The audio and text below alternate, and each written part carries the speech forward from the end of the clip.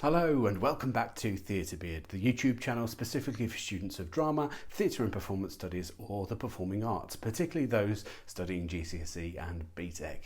Today's video is our first ever request video because I've had a message from a teacher who has asked for a video all about symbolism because they've said that that's a concept that their students sometimes struggle with.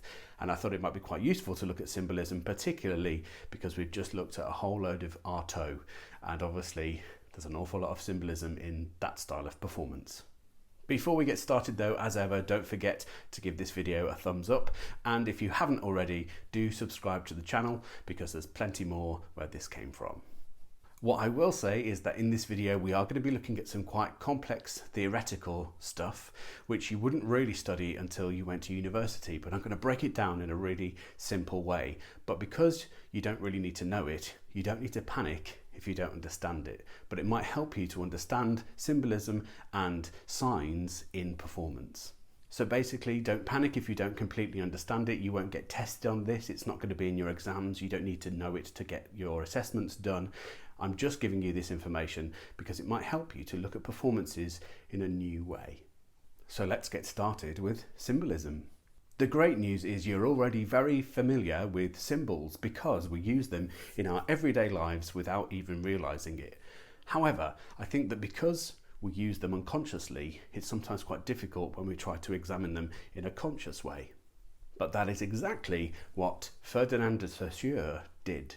He was a Swiss linguist and he wrote theories around language, including the language of symbols and signs, and he called this Semiotics. So, semiotics is the study of signs, how we use them and how we make meaning with them. He split signs into three different categories: icon, index and symbol. So are you with me so far? All we need to take from that is that signs are a category and symbols are a type of sign. Just like a Labrador is a type of dog. Dog is the category and Labrador is the type of dog. The great news is that Saussure came up with three types of sign, whereas there are hundreds and hundreds of types of dog. And in order to look at those three different types of signs, we're going to pretend that I have a dog. Now, an icon is probably the most straightforward of all the signs because it just stands for the thing that it is. And in the example of the dog, I would have to be in the room with you, showing you my actual dog. That is an icon. The dog that you recognize as a dog is a dog. Really easy. Other examples of icons are a door is a door, a chair is a chair, a hat is a hat, and a plant is a plant. Told you it was easy. The next type of sign we're going to look at is the index, and it's something that indicates something else. So if I were to show you a picture of my dog, it's not my dog because it's a photograph. So I'm showing you a photograph of my dog, not my actual dog. And therefore this photograph is an index of what my dog looks like. So I'm not showing you my dog, I'm showing you a photograph of my dog. And finally, the third type of sign is symbol. So if I was to write the word dog, these three letters, D-O-G, are just shapes. And yet you understand what I mean by dog just by looking at those three letters. So those three letters in that word make a symbol for the idea of what a dog is. Now I appreciate that this might be quite a difficult idea to get our heads around, so I'm going to go over the same things again, but with some different examples. So first of all, icon, something that is the thing that it is, in and of itself. A car is a car, a house is a house, a horse is a horse. Nowadays we also use the term iconic. Oh my god, it's so iconic. And the reason we use the word iconic is because it can't be mistaken for anything else. So for example, if you saw a photograph of Marilyn Monroe, you would say that she is an icon because it's very hard to mistake her for anybody else. You don't just think it's some random woman. Most people recognise that that is Marilyn Monroe. Other examples are Ronald McDonald. You could show this photograph of Ronald McDonald to people from various different countries, and they would probably all recognise that that is Ronald McDonald because it's such an iconic image. Some examples of indexes are things that indicate something else. So for example, if you saw some smoke, you would know that there has to be a fire. You can't see the fire, but the smoke is an index of fire because you know that you can't have smoke without a fire. Another great example of indexes are puddles. If you went out and you saw puddles on the ground, you know that it must have been raining at some point. It might not be raining now, but because you can see a puddle, you know that that indicates that it has been raining. And now, the thing this whole video is all about, symbols. If you were out and about in the town by a road and you saw a red traffic light, you would know that this light means stop. And the only reason that this light has got that meaning is because as a society, we have decided that that red light means the traffic needs to stop moving. So now that we've looked at those three types of sign, icon, index and symbol, I can tell you that it's possible for one thing to be all three of those types.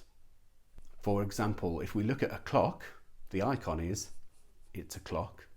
It could indicate that I have 15 minutes until my next Zoom call, and also it could symbolize the passing of time because time is an abstract concept. We can't see time, whereas a clock symbolizes time. So hopefully by now you've got some kind of idea about the different types of signs and also what a symbol is. If you haven't, totally fine. Maybe go back and watch this bit of the video again, but we are going to move on to looking at these things in a performance context. So let's imagine that we're watching a performance, and in this play there are two characters called Alex and Sam. And I've specifically chosen gender neutral names for both of those characters so you can imagine them however you wish. So in this particular performance, Sam is at home, Alex has come in through the door and they're carrying with them a bunch of red roses and they give them to Sam. So in this particular scene, the icon is that the flowers we see on stage are roses. We understand them to be roses and we can see that those roses have been given to Sam. But it's also possible to see the roses as an index as well. Because Alex has entered with these flowers, it indicates that they have possibly been to a shop and bought them. We didn't see them buy them, but we can understand that the fact that they've come in with some roses indicates that they've been to a shop. The roses themselves might be wrapped in cellophane or paper, which would indicate that they've bought them from a shop rather than dug them up from someone's garden. And hopefully this is where you get an idea about symbolism, because if you saw somebody give someone a bunch of roses, it would symbolize their love for them. Now let's imagine we're watching this same performance and in a later scene we see that those same bunch of roses have been smashed up to pieces. So the sign itself has changed. As an icon, there's still a bunch of roses, but we see that they've been smashed to pieces. As an index, we could understand that somebody has smashed them to smithereens. We haven't seen it happen, but because they're now scattered everywhere, we can understand that something has happened to them. And if previously we decided that these roses symbolize Alex's love for Sam, that symbol has taken on a new meaning now that it's been shattered. Now, depending on who smashed the roses up, depends on how that symbol can be interpreted. If it was Alex, the person who gave the roses, if they'd smashed them up, then it could mean that Alex is no longer in love with Sam. If it was Sam who'd smashed them up, it could be that Sam is rejecting Alex's affections. And this is where we get to the beauty of symbolism, because Alex and Sam don't need to say anything that expresses that to each other. Alex doesn't need to say, "I hate you, Sam," or "I don't love you anymore." Or Sam doesn't say, "I'm not in love with you, Alex, why are you giving me these roses?" Because the symbol does that work for us.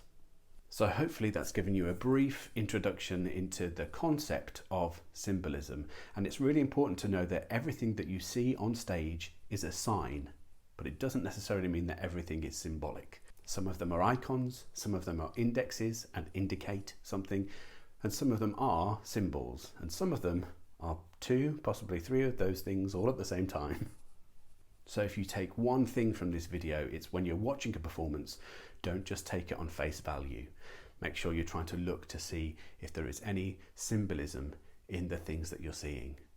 It could be in the costuming, it could be in the set design, it could be a prop that has a symbolic meaning to it. So the next time you're watching a performance, just try and think about what it is that you're seeing and what meanings we can create with those signs. Thank you so much for watching once again. If you haven't done so already, do like this video and subscribe to the channel. If you wanted anything clarifying, then pop your questions in the comments below, or if you just wanted to give some feedback, then that's the place to do it as well. Thanks again, and I'll see you next time.